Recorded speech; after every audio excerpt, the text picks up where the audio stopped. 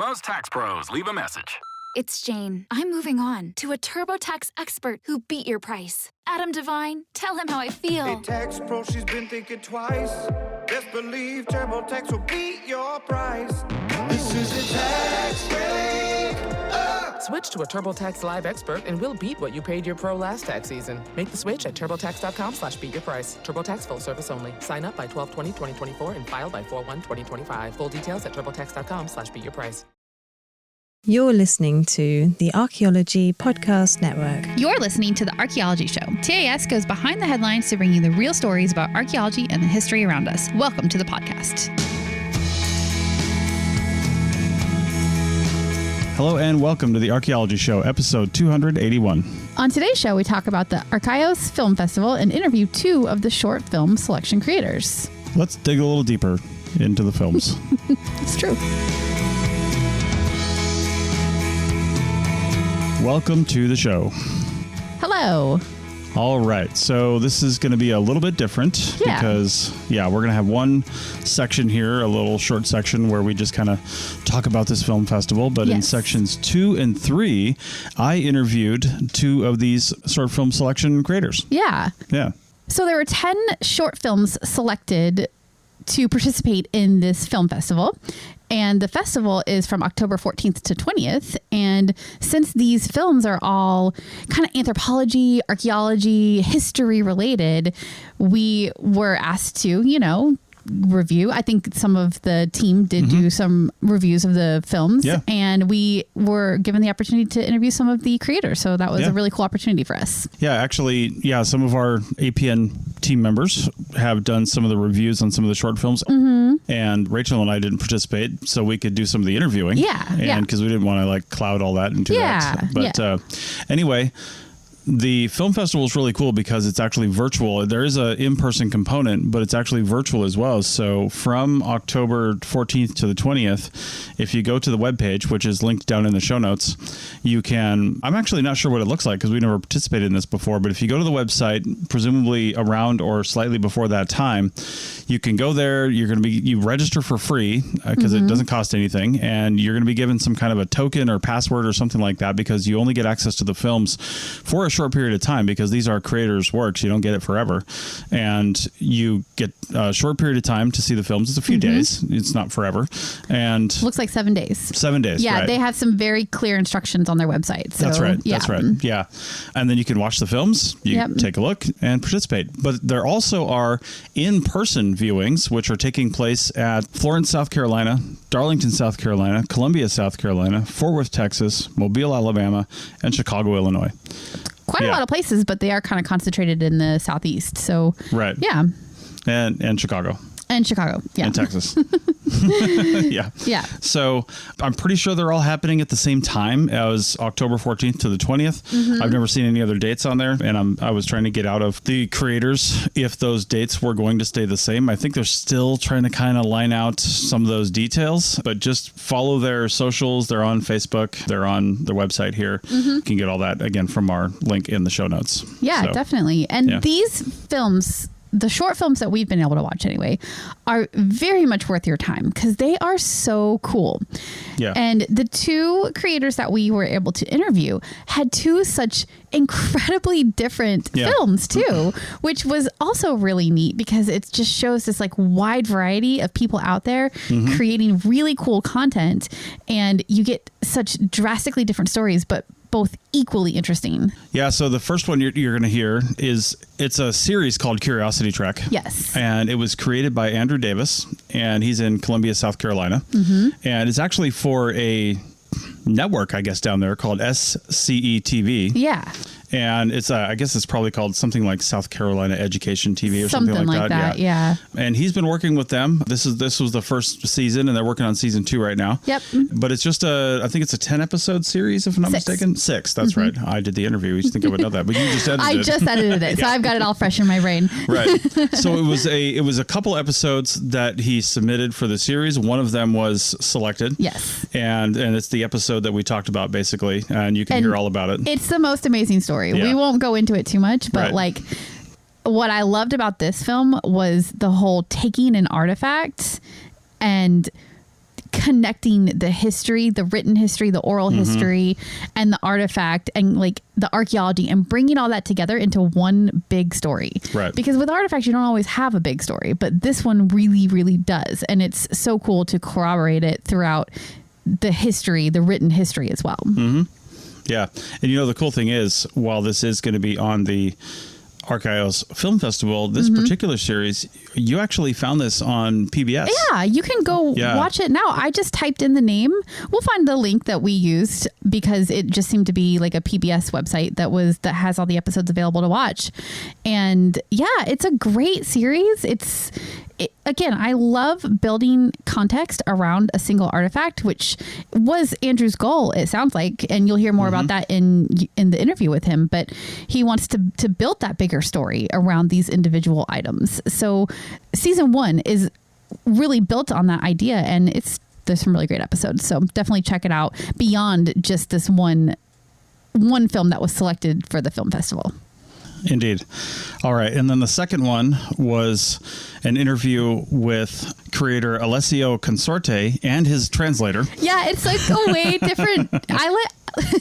Just like from the editing perspective, I actually just left in all his Italian. Yeah. And then because he said he answers Chris's questions in Italian, and then his translator jumps in and helps. But like, he also speaks English as well. So like, it's a little bit of like just the both of them sort of like trying to convey his answers to your questions. Right. And it was definitely a different experience editing wise for me, but I think it turned out pretty cool. You can really hear his passion when he's speaking in Italian, even if you don't understand the words that he's saying. So it's really cool too, because I do have to explain something here, because you're probably not going to see, well, you're not going to see the film before you hear this podcast. Right. If you're listening to the show in real time, you're going to hear this, and then if you go watch the films, you're not going to be able to see the films until they come out. Until the 14th, yeah. Yeah, but you're going to have the context that we didn't have, because we actually did get access to the films ahead of time. Yeah.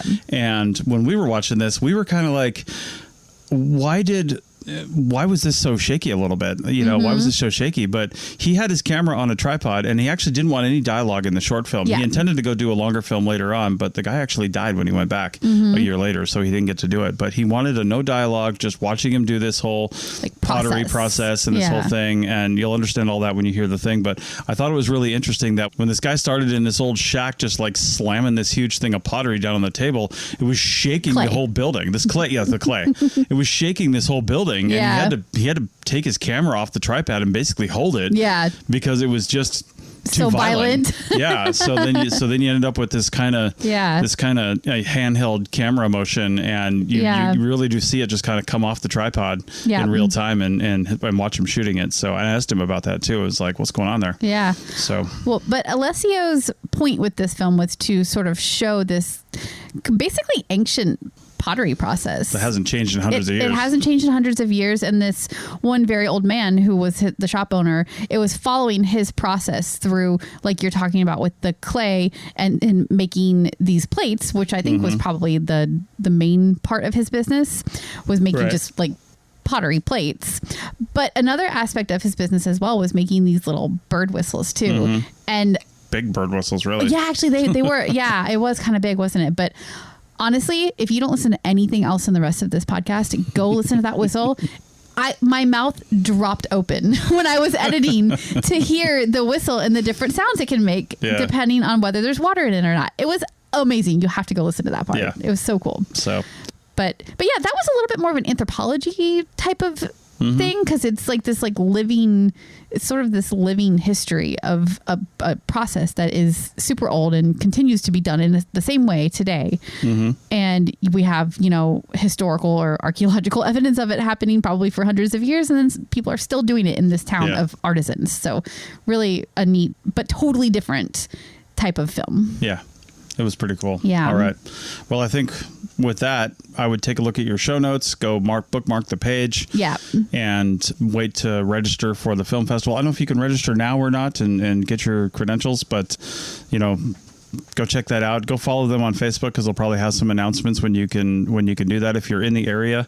I know we're going to be traveling, and we're getting to North Carolina around the time of the film festival. So, and I know I've got a pretty heavy work schedule, but I was going to try to go down to Columbia. Yeah, we're only an hour from Columbia where we're going to be, so we could easily do that as long as it's fits with our work schedules. I know. But yeah. I know. I was going to try to see when because they haven't actually come out with a schedule in Columbia yet on when the films are being shown and what's happening. But I was hoping to at least pop down for some of it. So yeah, for sure. If you're in the Columbia, South Carolina area for the festival, maybe we'll see you. But otherwise, hopefully you get to check some of it out. But I think with that, we'll leave it to the interviews and let us know what you think. All right. Bye. See you on the other side. Shop Macy's VIP sale going on now. Use your coupon or Macy's card and take an extra 30% off the latest fall trends from designers that rarely go on sale. And save 15% off skincare, makeup, fragrances, and more. Plus, shop fall specials for even more great deals on top brands at Macy's. Savings off regular and already reduced prices. Exclusions apply. Most tax pros leave a message. It's Jane. I'm moving on to a TurboTax expert who beat your price. Adam Devine, tell him how I feel. A tax pro, she's been thinking twice. Best believe TurboTax will beat your price. This is a tax break. Switch to a TurboTax Live expert and we'll beat what you paid your pro last tax season. Make the switch at turbotax.com/beatyourprice. TurboTax full service only. Sign up by 12/20/2024 and file by 4/1/2025. Full details at turbotax.com/beatyourprice. Okay, welcome to the Archaeology Show. And on this segment, we are going to talk to Andrew Davis of Curiosity Trek, and he has submitted an episode of Curiosity Trek, which is a series. And you know what? We actually found it on PBS, on the PBS app. You can watch the whole series. But an episode of this series, episode 4, was submitted to the Arkhaios, and we were talking about this before we recorded. We're not actually sure how to pronounce this, but we're talking that go find the website. It's all the information is in the show notes. But the Arkhaios Film Festival that's premiering this October, you can see this episode, and it's about this person named Lieutenant George Dixon, but we'll talk about that. But first, welcome to the show, Andrew Davis. Hey, thanks for having me, Chris. Yeah, no problem. So first, let's talk about the series in general before we get to this particular episode. What was the inspiration for creating Curiosity Trek? Well, being a lifelong student of history, I have always had a passion for the subject, and I've been at South Carolina ETV for about 7 years now. And about a couple of years ago, I was approached by one of my supervisors to come up with an idea for a new series. And so I did some brainstorming, and I kind of just figured, okay, what's something that ETV has either never done before or something that's not been done in a very long time? And so after doing some racking in my brain, I decided, why not a show about historical artifacts? Because I love going to museums. I love traveling. And whenever I go visit historic places, there's always either one object or like a set of objects that just draws your attention. And you're like, what's the story with these things? So I figured, hey, why not do something similar along the lines of what are some successful shows on the History Channel? I grew up watching shows like American Pickers and Pawn Stars, and I figured, hey, why not make an educational show kind of in that same vein, where we travel throughout South Carolina and highlight artifacts of historical value, things that are either historically valuable or that are just cool or weird, or they're tied to historic South Carolina figures. Because the people tied to these objects or relics may be gone, but their stories are kind of immortalized in these objects left behind. So why not tour South Carolina and show people things that they don't get to see every day? Nice. And how did you decide what to nail down for these episodes, with there being probably a wealth of information to choose from? Oh, absolutely. That's the one thing about history, is that there is always content to produce stuff on. It's a vast subject. But when I was first coming up with the series, I traveled throughout South Carolina visiting different historical sites and working with different museums and organizations to go, okay, do you have any interesting artifacts that you feel visitors should see if they come visit you, or things that are just interesting that they don't get to see every day? So I did a bunch of scouting trips all over South Carolina, and just a couple of years ago. But then after that, I came up with this massive list of artifacts to choose from. And then ultimately, I went over to our folks in the education department, because the stuff that we produce has to be tied to the 2020 social studies standards. So I took this big list and I sent it over to the education folks, and they helped me narrow down what are the most prominent ones that they would like to see that educators can find use with versus ones that are maybe fun or cool but not quite educational. And once I got the short list down, the hard part was, okay, who's actually interested in participating in this? Who can we showcase without time constraints? Because, communication is not 100% perfect. Things happen. And if one object or artifact doesn't really work, like if there's a time conflict, for example, coming up with a plan B. And we ended up actually having to do that in season 1. There was an artifact I wanted to see at the South Carolina State Museum, but due to a scheduling conflict, they were having their roof replaced. We ended up having to go with another one for the last episode of season 1. So we narrowed it down to 6, and it's going to be 6 per season. And it just happened to turn out that the Edisto shell rings was the pilot. Nice. All right. Well, episode 4 of this season was chosen as a selection for this year's 2024 film festival. So why don't you tell us about that? Certainly. When I was first coming up with the show, it was actually the coin found on the Hunley. That was what my mind first went to when I thought of a show about cool artifacts. What are some prominent South Carolina artifacts that we can show in this series? And when I was first coming up with the concept of the show, Lieutenant Dixon's coin, it's such a fascinating story. It has to be told. And the Hunley is one of those chapters of South Carolina's history where it's like the more you learn about it, just the more bizarre and crazy the story gets. But this coin was found on board the H.L. Hunley Confederate submarine. And this object is arguably just as legendary as the submarine itself. I mean, considering when you hear the phrase or term life preserver, you're probably thinking about either like a helmet or a bulletproof vest, not a coin. And the fact that in the height of the Civil War, in one of the bloodiest battles in the early part of the war, which was the Battle of Shiloh in 1862, Lieutenant George Dixon took a mini ball to his left thigh. And if that coin had not been in that exact spot to absorb the brunt of the damage, he could have lost his leg and probably his life. But he got shot in the leg, and the coin was actually bent. And if I remember correctly, there are still traces of that lead mini ball in the $20 coin today, which is just crazy. And he carried that coin around with him as his life preserver, his good luck charm after the battle, even had it engraved. My life preserver, GED, Battle of Shiloh, April 1862.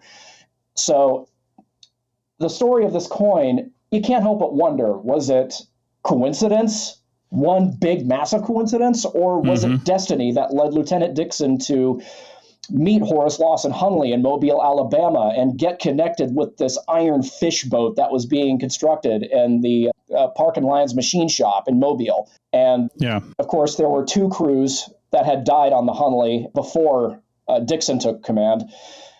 So, like when I asked the question, is it destiny or coincidence? If it wasn't for that coin saving his life, he would not have made history on that cold, dark evening of February 17, 1864. Yeah. And it was in legend. They weren't really sure if the legend was true or not. Like, there have been newspaper reportings about it after the Battle of Shiloh, but it wasn't really confirmed until Clemson University archaeologist Maria Jacobson plunged her hand into the muck around Lieutenant Dixon's remains, and her fingers felt the touch of a familiar object. And she pulled it out and had it washed off, and there it was, Dixon's coin that he carried around with him everywhere, even when the Hunley attacked the Housatonic.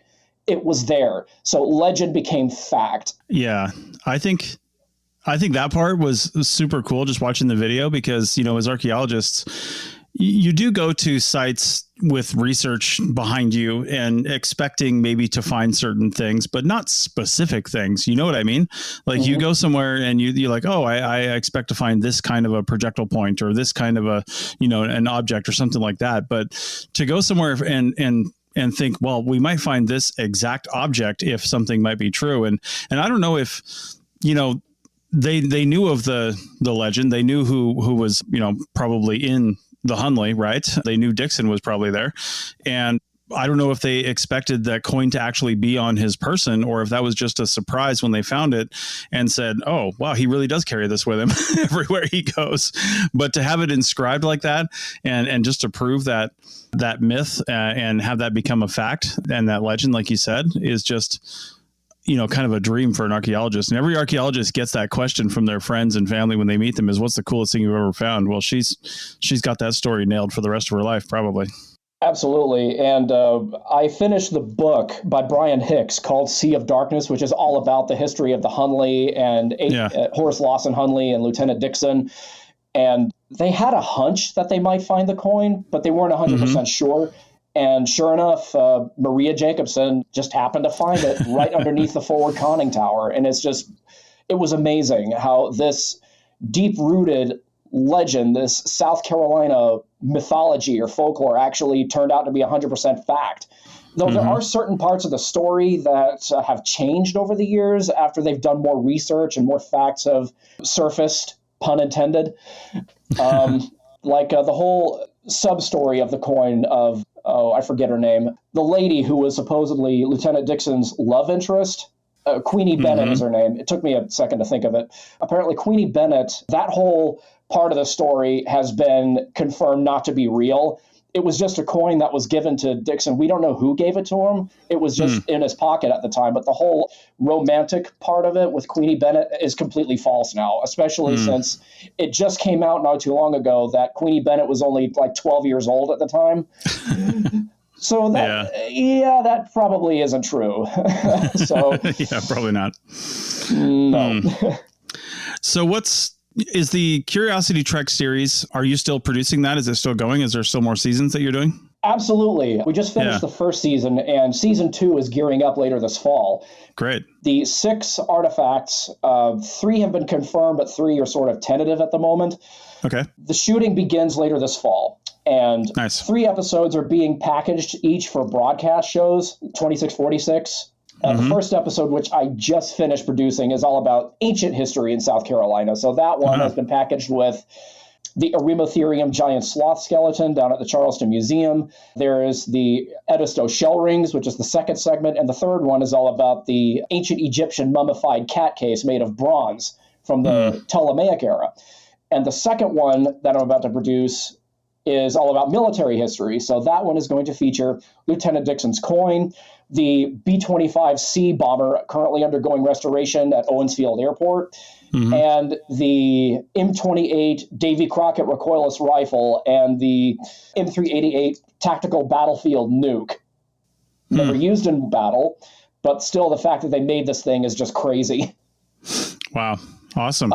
And for the season 2, there are 3 sort of South Carolina folklore or spooky artifacts that we're going to look at. And the idea is that when the time comes for a broadcast package, it's going to be like a Halloween special for next year.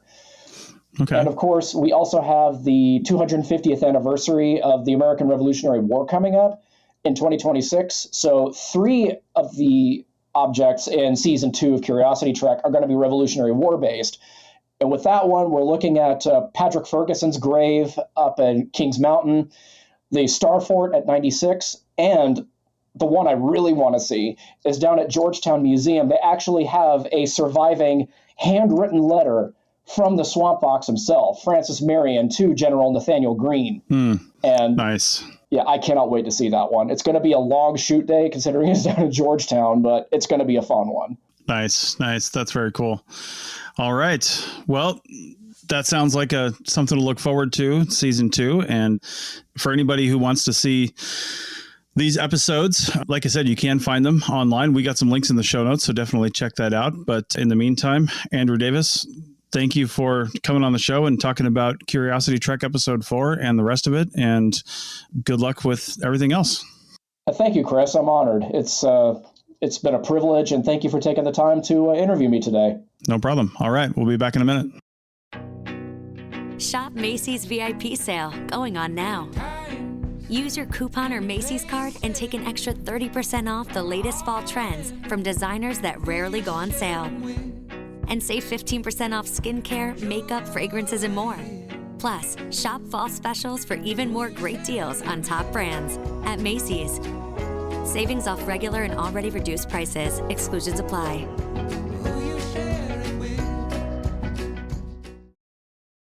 All right, welcome back to the Archaeology Show. And on this segment, we are interviewing Alessio Consorte, and he has his translator, Sarah, with him. Welcome to the show.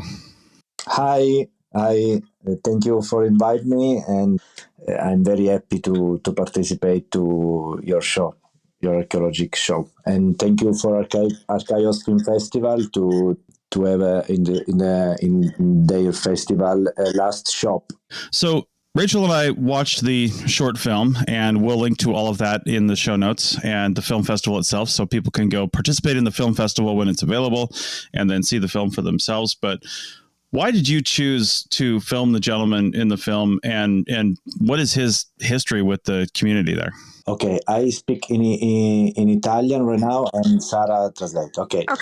Ok, allora Sara, io sono andato a Castelli, che è un borgo della provincia di Teramo in Abruzzo, per fare delle riprese per quanto riguarda un altro documentario, sempre di storia, ma relativamente per i musei, per parlare della ceramica.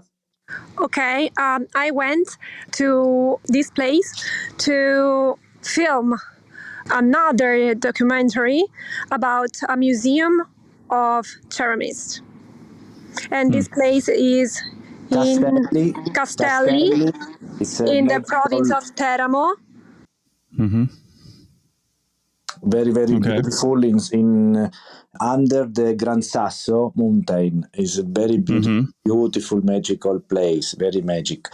And I meet this old man, and he start to talk about pottery and his job and his shop. I mean, and I really fallen like in love. I don't know how to say. Yeah. And I say, wow, okay, I'd like to know everything about you, about your shop. And la cosa che mi ha colpito di più è che lui, con un'energia, una vitalità, all'età di quasi 90 anni. What I like most was his energy in doing his work at the age at least of 90 years old. 90. And actually he's dead now. He's dead. Oh. Yes. And this summer we had a public conference, and we showed the documentary with some cut, and the people was like crime. And you know, io mi sono sentito onorato di questa cosa, perché comunque abbiamo raccontato un pezzo di storia, ma soprattutto l'energia di un uomo che a 90 anni aveva ancora l'amore di portare avanti il suo lavoro, con un'energia di un ragazzo di 20 anni. Questa è la cosa che mi ha colpito di più. I was honored about storytelling. His work, because he still have at his age a great energy as a younger man, and still working and still love his job until the end. And lui praticamente fabbricava in special modo dei fischietti, ed anche fischietti poi per bambini, e poi and he especially produced an instrument that is like, I don't remember. Yes, the birds. I can explain the bird the calls. word. Sì. Yeah. The whistle. For all whistle. Yes. Yes. Whistle. and the family give me the one. It was on the movie. And in the plaza, with 2,000 people, and I was like, wow. I mean, thank you so much, family. And I bring that today because I want to let you hear the special sound, because it's pottery, but it's magical. I mean, if you put the water inside, you can hear another type of sound. It's very, very special sound. And my friend is a musicist. He wants to record the different tones of this special pottery instrument. Yes. And actually, I speak Italian. Quando sono andato nella sua bottega, che è una bottega rimasta nel 1850, quindi fine 800, ha proprio gli oggetti di quel tempo. Ecco perché comunque l'ho chiamata l'ultima When bottega. I went at his workplace, that was made in 1850. He still have the same object and the same instruments to work from his time, from this time. It's like a time capsule. I was going to ask, did he inherit from his father, a family member, or how did he get the shop? Because in italiano, perché tutta Castelli è una città che nasce nel 1500, ma probabilmente ci sono origini anche prima, cioè storicamente si è sempre fatta la ceramica in questo paese, quindi lui è nato in mezzo agli artigiani, ma come tutto il paese, perché lì tutto il paesino, praticamente tutti fanno ceramica, ci saranno per esempio 50-60 artigiani che tutti i giorni fanno ceramica. Okay, the Castelli town was born around 50 of the 40th century, and then all the town was all the people that live in this town knows how to work with pottery, and then everyone knows how to fix and how to work it. And then he was born in this town, and he grew up like artistic son, you know what I mean? So he understand, and he was inside his DNA, sort like this. Right. La cosa che mi ha diciamo sorpreso di più sono stati i suoni all'interno di questa bottega, i suoni, le luci. Quindi quando ho iniziato poi a chiedere a questo signore di poterlo filmare, di poter raccontare un po' della sua vita, praticamente ho deciso di non farlo parlare, ma di seguirlo nel suo lavoro per ascoltare i rumori ambientali, i rumori della bottega.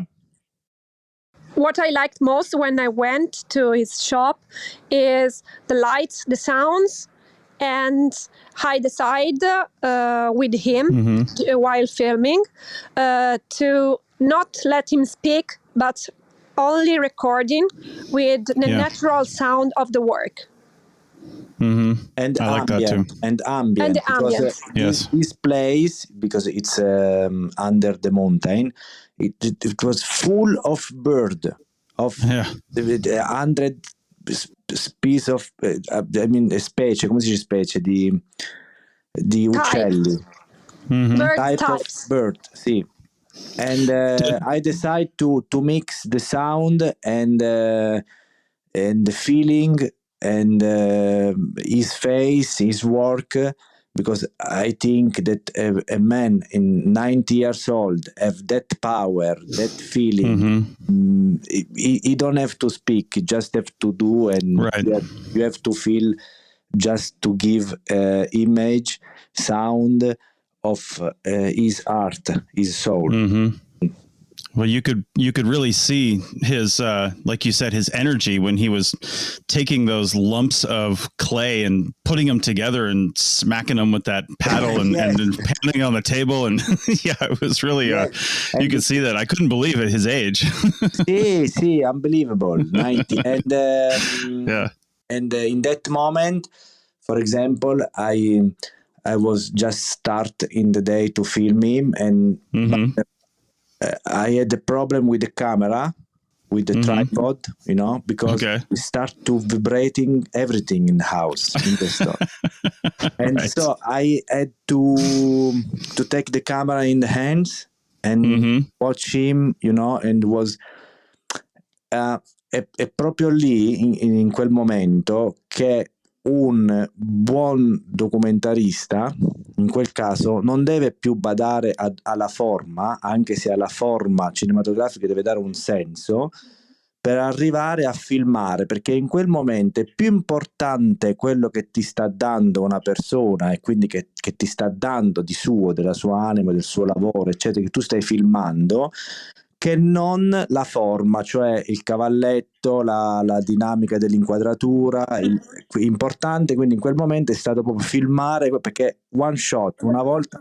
In this moment, when everything feels like, no, I can record it, I decide to follow what is going on and try to film and record the soul of this person, and keep going on what's happening, and still record how without tripod, and all by hands, because it was impossible with a tripod. So I decided to let him go and don't stop that energy.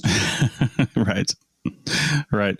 So did anyone take over the shop when he passed? Is it still going? His son.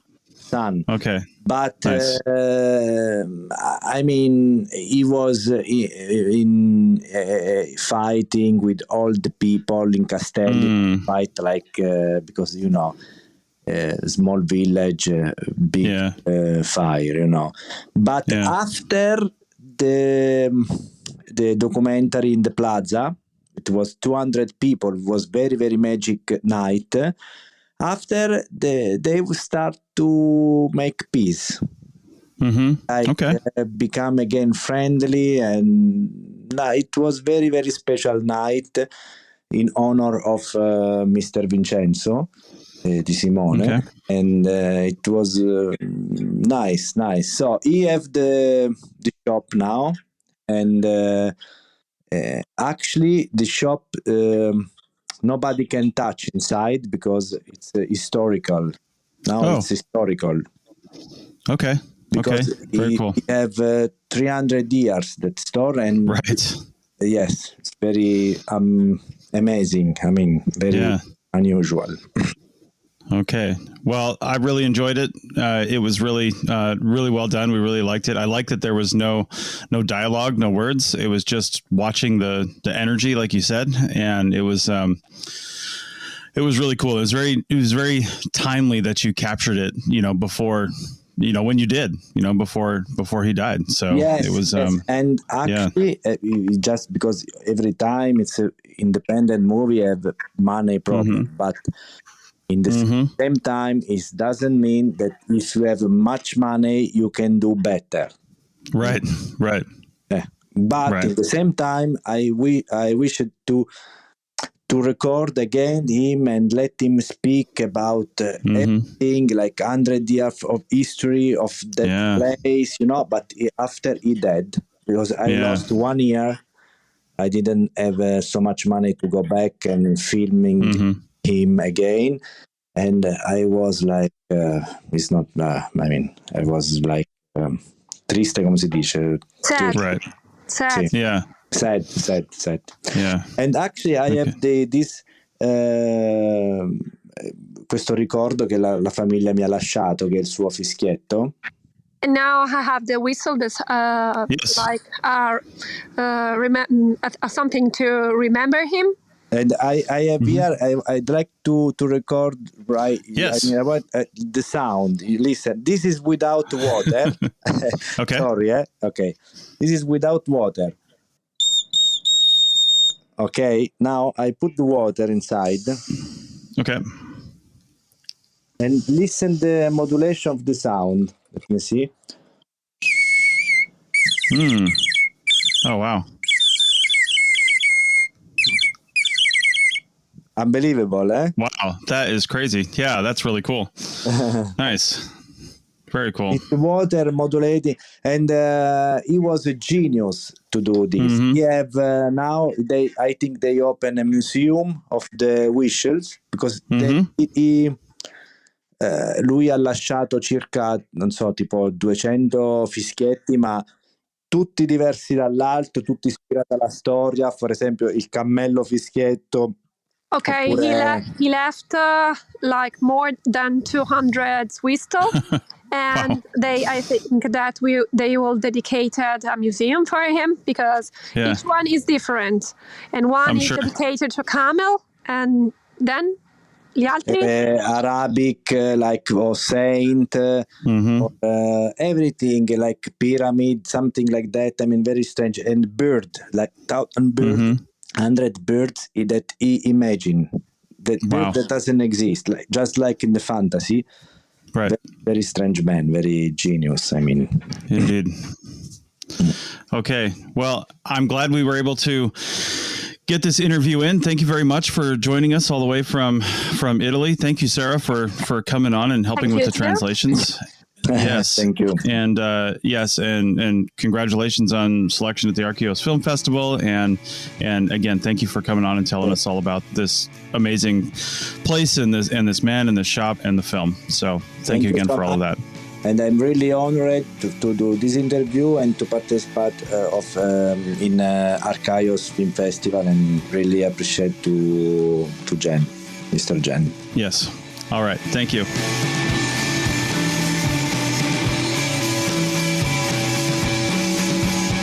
Thanks for listening to The Archaeology Show. Feel free to comment and view the show notes on the website at www.archpodnet.com. Find us on Facebook, Instagram, and Twitter at ArchPodNet. Music for this show is called I Wish You Would Look from the band Sea Hero. Again, thanks for listening and have an awesome day.